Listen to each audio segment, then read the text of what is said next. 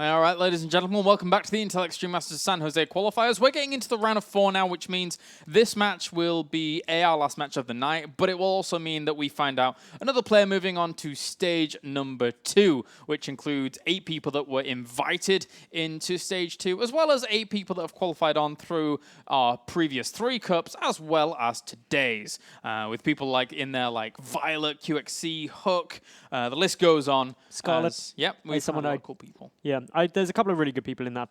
And they're battling out for 3 spots in total to go to Intel Extreme Masters San Jose. But the beeping sound means the countdown has begun for this game. And we're starting on Overgrowth. Another PVZ with Schnieder. Yep, going up against PiLiPiLi, who apparently eliminated Schnieder's brother during this qualifier. So this Family feud time. Yeah, family feud time. May as well try and get some revenge here as we get into game number 1 of our final series of the night. Spawning up to the top right-hand corner, it is our pink Zerg. It is Schnieder. And we've already seen his Swarm's host style on this map look fantastic.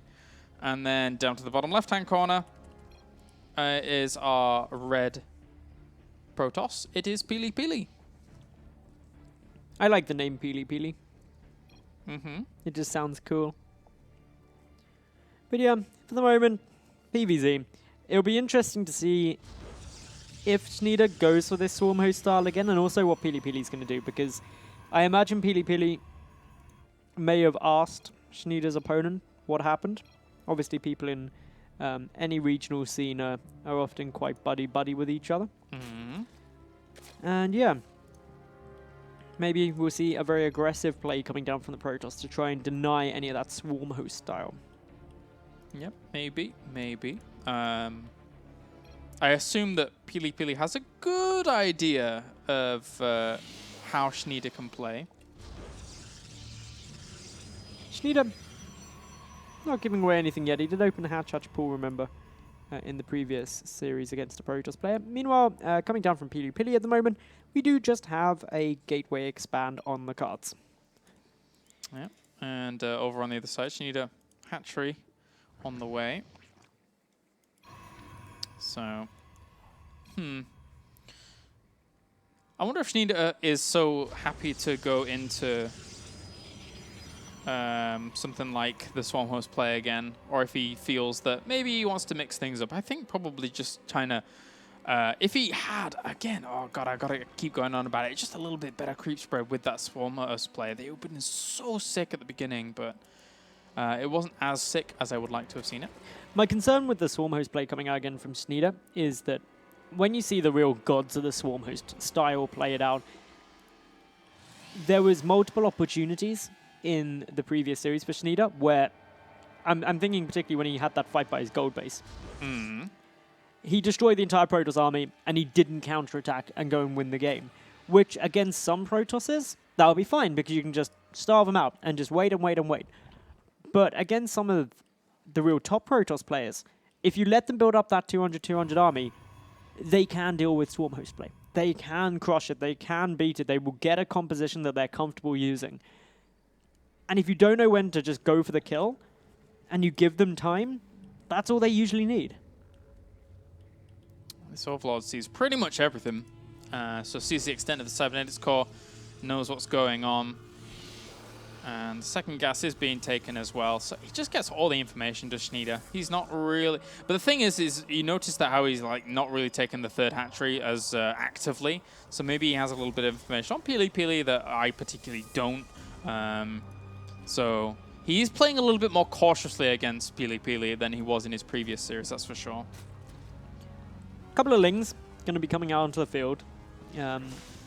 So just for going to be probably checking to make sure there's no proxies or anything going on. There's the third base.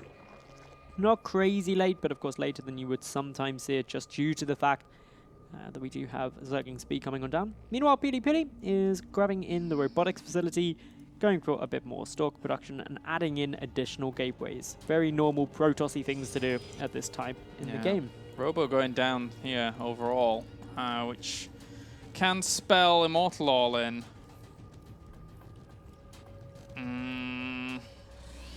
So we'll see how Schnieder's going to end up dealing with this. Overall, it can be kind of difficult to hold on to that third base against an Immortal all-in if you do not have good creep spread over in that direction. And we saw Schnieder not really have as great creep spread in the previous game, or not be too active about the creep tumors earlier on. So this could be a really cool choice here from PiLiPiLi, as he's trying to clear out this Overlord on the right-hand side with the Mothership Core and the Stalker.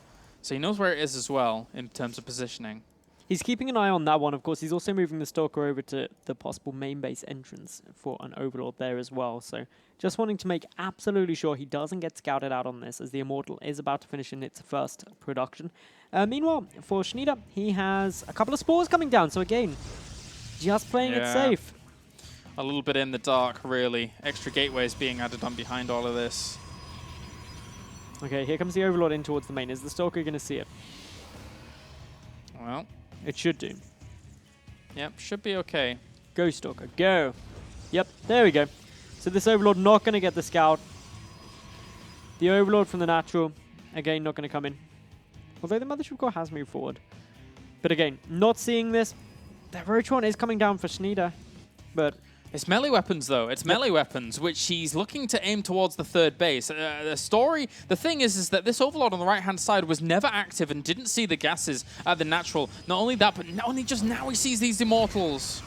The Roach isn't done yet. Luckily, there are some lava in the bank ready to be pumped on into some more units. A lot of Speedlings are being produced at the moment. But here comes the move out. The War Prism not yet finished. There also isn't a probe out on the map in order to get the proxy pylon. So this will delay the push slightly, allowing some spines to get out, allowing that Rotoron to finish. But this is still incredibly scary. Yeah, the Ling's trying to go for, I guess, a counterattack? No, why would they end up just going straight for those Zealots? They're reinforcing. This is, again, for PiLiPiLi, this is his best case scenario. Getting out of here, having this not spotted for that long, tries to throw it on force field, saves this pylon, all importantly. There's another one on the way as well as one so close forward. He could throw down force field here. Well, and he only has one sentry at the front. Wait a minute, he's going with this 2 sentries and just Zealots? Ah! Okay, well, this is really kind of all in, obviously. He doesn't have any force fields with this. Nope, he's got to keep the Immortals safe. He did a fantastic job defending against this previously, Snea, but that Spine Caller gets taken down. There's some more Zealots coming on through, but of course those Roaches eating him up. Oh, bringing some of those Zealots to the front as well to try and get on top of those Queens. And he saves the Mothership Core with all of that as well. He's trying, he needs to bring that War Prism back, though, to save that Immortal. He doesn't save it in the end, but overall, that Immortal might have just done what it needs to do. I mean, you really need to save Immortals during this, though, so I'm really, really cautious about saying that it's done, because only one Immortal, it's up to the Zealots to do massive work here for PiLiPiLi. Well, they're getting warped in beautifully, surrounding some small groups of Roaches, doing as much as possible. That Spine of the third base being an absolute hero momentarily.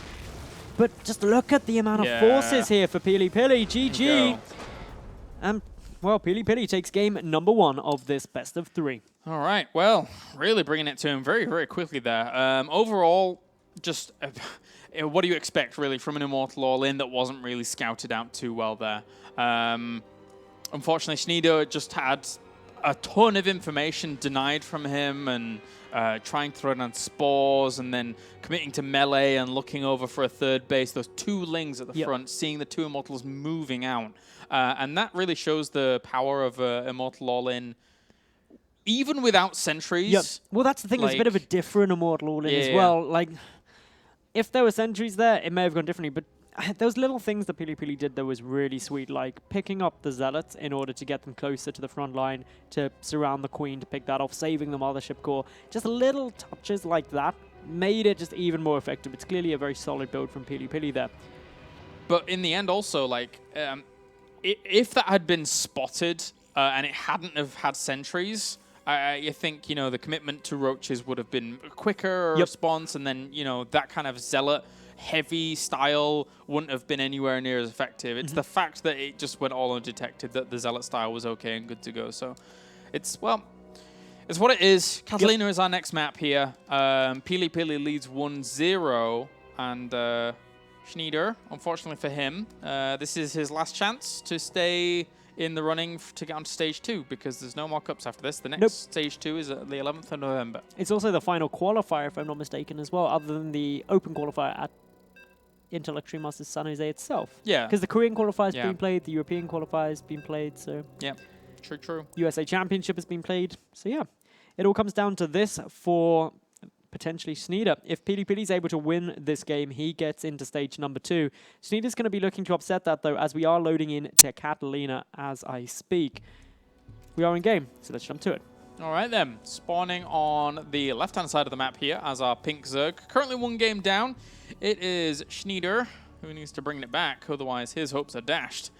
And up to the, well, down to the bottom right-hand corner, it's our red Protoss.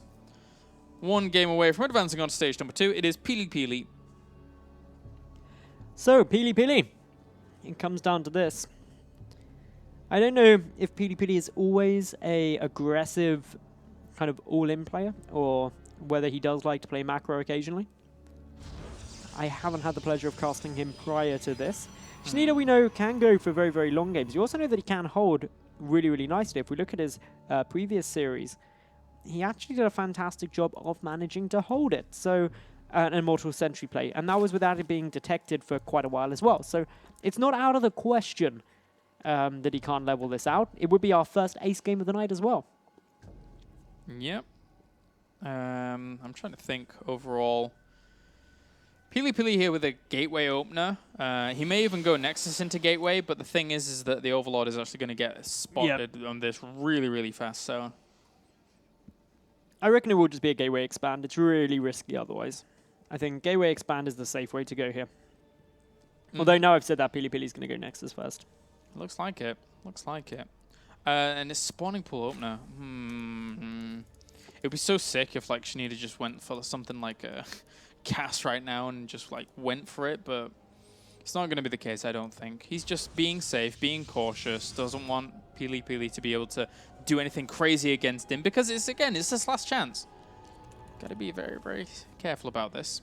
Okay, so here's the good thing for Schnieder. Over comes the Overlord. Sees that it's a Nexus first, and that's a really important scout now. Do you try and punish this if you're Schnieder? I think he probably won't. I think he'll just try and macro it out himself. I don't know. I don't see what he can really do from here. Maybe try and make a few lings and go in, but even that is really kind of dodgy. I think he probably just wants to play out as macro focused as possible. I think that'd be a good move for him. Just keeping a look on the production tab. No gases or anything coming on through, but yeah. This is looking all pretty normal on both sides. And overall, Schnieder here with the attempt at taking his 3rd base. And Probe, well, it's going to get it tickled away. So slowly working on through here. Down goes that Probe. Unfortunate for him. Of course, we do have the Cybernetics core now coming down at the front of this rule for PiLiPiLi. And it's going to be a couple of minutes until we really see what kind of decision he wants to be making here in terms of his tech. The Overlord is getting a complete view of everything before he backs away. Why is this Probe moving up here? These 2 lings are already looking to intercept. I mean, there's very, very nice Overlord positioning to be able to spot this Probe. But now, in the end, PiLiPiLi should technically not try and do anything with this Probe. Technically. But it should be spotted.